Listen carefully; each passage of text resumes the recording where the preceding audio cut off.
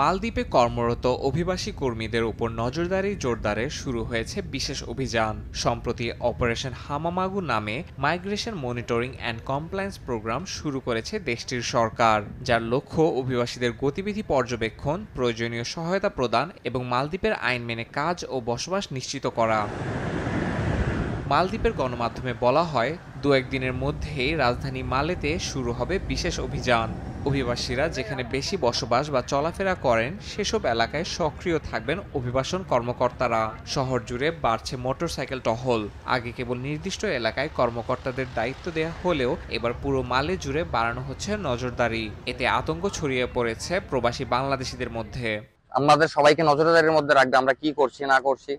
তো আমরা আশা করব যে আমরা যদি নিজেরা সচেতন হই তাহলে কিন্তু আমাদের জন্যই ভালো, আমাদের দেশের ইমেজটাও থাকবে ওদের কাছে ভালো। সব জায়গায় প্রচুর বাংলাদেশি জড়ো করে থাকে, এটা একটা বিভ্রান্তি সৃষ্টি হয়েছে। দেখতে শুনে সরকার অনুযায়ী যাতে এই দেশের লোক আছে বা প্রতারণা না হয়, শিকার না হয়, এটা দ্রুতভাবে কাজ করার জন্য সেটা আমরা আহ্বান করছি।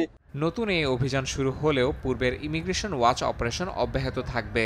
স্থানীয় নাগরিকদের তথ্য ও অভিযোগের ভিত্তিতে নতুন এই বিশেষ অভিযান পরিচালনায় এটি সহায়ক হবে বলে জানিয়েছে কর্তৃপক্ষ।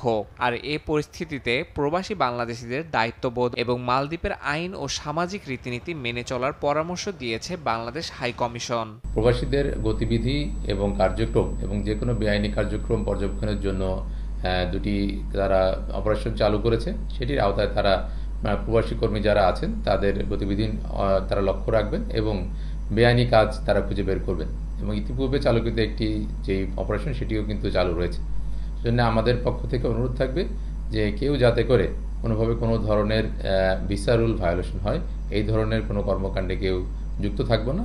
অবৈধ অভিবাসন সমস্যার সমাধানে এরই মধ্যে বিভিন্ন উদ্যোগ নিয়েছে মালদ্বীপ সরকার।